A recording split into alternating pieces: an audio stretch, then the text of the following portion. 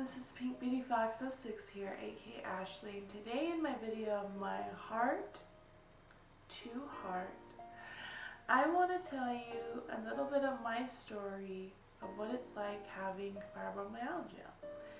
I won't go into it too long in this video. I'm hoping to do it into two parts so it's not, so long. And, I hope it helps whoever is going through it, or someone that might know someone, close to them, or a friend. And also just to show that just because we don't show it on the outside doesn't mean that we're fighting something on the inside. So without further ado, I'm going to start telling my story to you.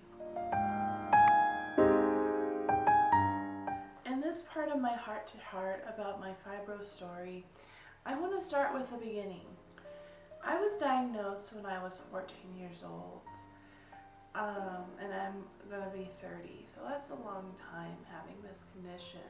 At the time when I was diagnosed, I was told I was within the 1 percentile because it usually happens to women in their 40s, and a lot of people didn't believe me when I was trying to find out what was going on. It made it really hard, not just on me, but my family. And before I was actually diagnosed, what happened was one night I woke up and my body was just trembling.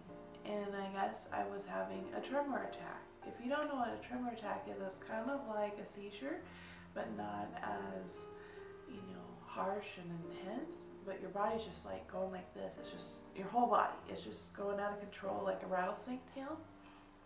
And so my family took me to the ER, and it made it, scary. It was just like, what is going on with my body? And of course they didn't know what it was, and then they, sent me home, and I was really worn out. Like, my body was just like, whoa, I'm exhausted. Of course, a couple days later, it happens again. And I go to the ER, and they say the same thing. And I just would feel really tired, And a lot of people would say, oh, she's just a teenager, typical don't want to get up kind of thing. And it really was like I couldn't get up. Like, looking at the doorway from my bed, it was like, man, that's a long way.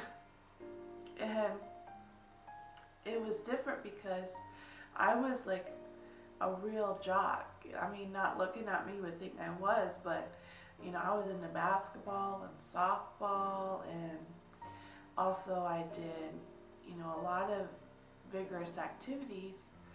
But once this started happening, I felt like I couldn't do those anymore. And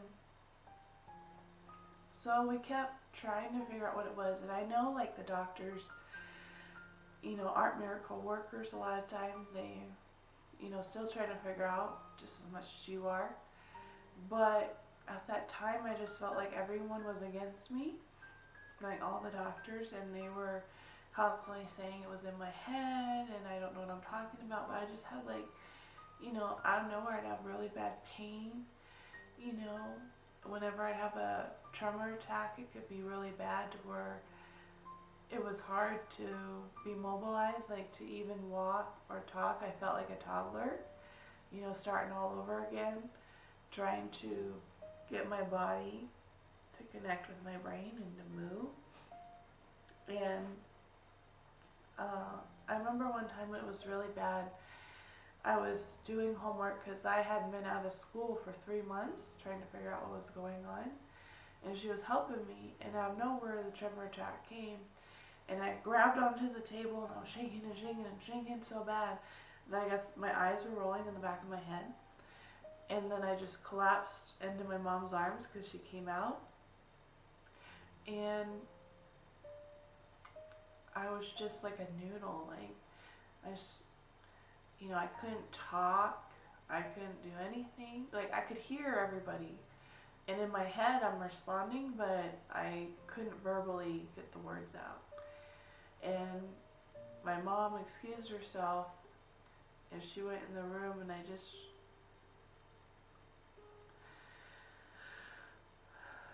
I just remember her crying, and I felt so bad, you know. I didn't want to make my mom cry. I love my mom, and I didn't want to hurt any of my family. I love them all, and I just felt awful that I was the one causing it. And I just kept hoping, just something, please just tell me it. I just want to get better, you know. And we went to specialists, and you know, they do all these tests and tell me, oh, nothing. And we went to this one that was, at the time where we lived, was like 5 hours away. And I'll never forget this. The doctor would talk to my mom and not to me. He would act as if I wasn't even in the room. And it just like made me feel so small, because I'm like, you know, it's about me. I'm right here. I can take it. And he basically told my mom that I was delusional, I'm being a teenager, and I'm just trying to get attention, and they should just stop while they should, because, you know, I'm just wasting, you know, doctors' time and their money and time. It was just, you know, I haven't gone to a doctor in a long time, because that's what I feel like. I feel like every time I went, they were just constantly on me. And, you know, it was really hard trying different medications and trying to get a grasp on it, that my life is changing and I'm not able to do what I used to do. And it's been a long ride.